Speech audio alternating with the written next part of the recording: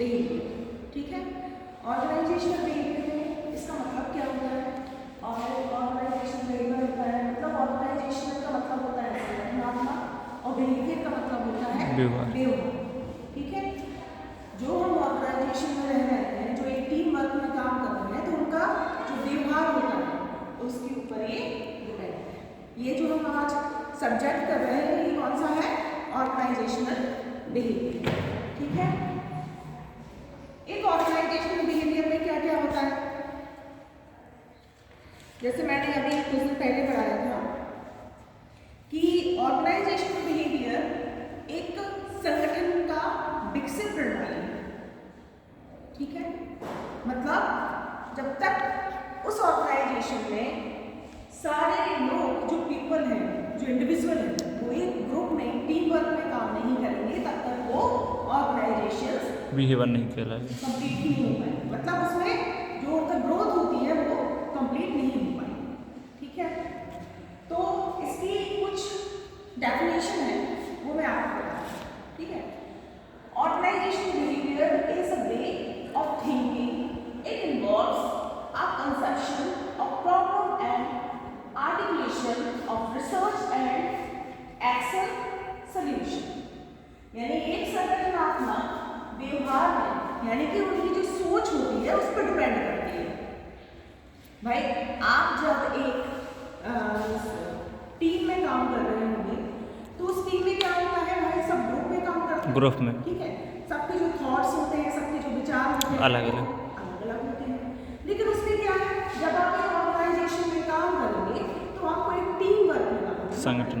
ठीक है, जो आपके एचआर होंगे, जो आपके प्रबंधक होंगे, पहले वो उनको आदेश देंगे, ठीक है, निर्देश देंगे, फिर वो हमें निर्देश देंगे।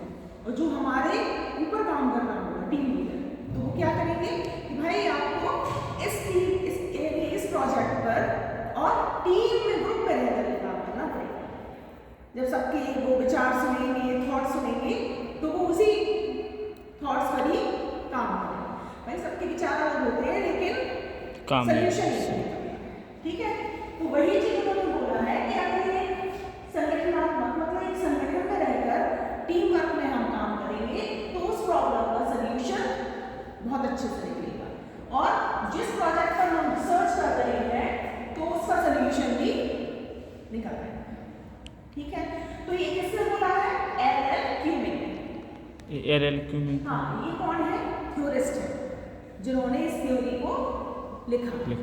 ठीक है, अब नेक्स्ट जो थ्योरी दी गई है वो किसने दी है? Andrew J Durbin. ठीक है, अब उन्होंने लिखा है study of organisational behaviour is a systematic attempt to understanding behaviour of people in organisation of which the people are an integral part. Organisation क्या है? हमारी जिस कंपनी में क्या है, हम लोग क्या है, उसमें एक पार्ट है। ठीक है, जो वर्कर वहाँ काम कर रहा है वो उस कंपनी का क्या हो जाता है? एक पार्ट हो जाता है। ठीक है, आप वहाँ पर हमें जो भी काम करना पड़ेगा वो सिस्टमैटिक तरीके से करना पड़ेगा। भाई हमारे ऐसा नहीं है कि मुझे जो समझ में आया मैंने वो कर दिया, नहीं, मुझे निर्देश दिया जाएगा। जो हमारे मैनेजर्स होंगे वो हमें निर्देश देंगे कि आपको एक टीम में रहकर वर्क करना है, वो भी कैसे? सिस्टमैटिक तरीके से। और सबके जो थॉट्स होंगे, सबके जो अंडरस्टैंडिंग होगी, सबके जो विचार होंगे वो एक जैसे होंगे। भाई एक ने बताया कि हाँ ये चीज़ अच्छी है, भाई सब अपने अपने थॉट्स बताते, नहीं सर ऐसा नहीं, ऐसा होना चाहिए, नहीं सर ऐसा नहीं, ऐसा होना चाहिए इस काम में। तो जिसका विचार उन्हें समझ में आता है, अच्छा लगता है, तो वो उसके अंडरस्टैंडिंग के हिसाब से वो काम होता है। Behaviour of people in organisation, तो उसमें जो टीम लीडर, जो टीम वर्क काम कर रहे हैं, उनकी बिहेवियर पे भी डिपेंड होती है वो ऑर्गेनाइजेशन।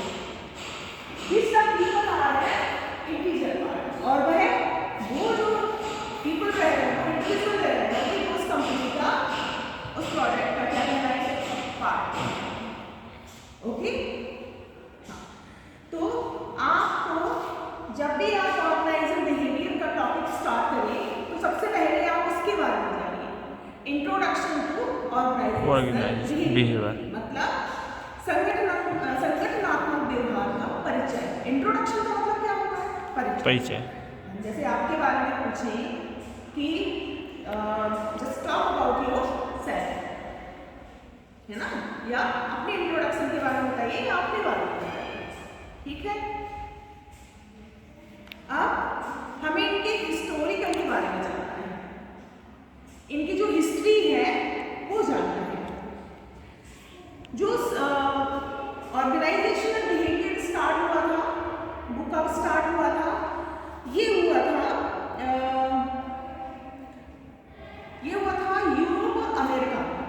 सबसे ज़्यादा जब इनका स्टार्टिंग हुई थी तो ये हुआ था closing decades of the 19th century, 19वीं शताब्दी में, ठीक है। जब तो हम जानते भी नहीं थे कि ऑर्गेनाइजेशनल बिहेवियर होता है, ठीक है। तब स्टार्टिंग हुई थी कहाँ पर? यूरोप और अमेरिका में इसका सबसे ज़्यादा प्रभाव पड़ा था, तभी से इसकी स्टार्टिंग हुई है, तभी ये सब्जेक्ट बनाया गया है, ऑर्गेनाइजेशनल बिहेवियर।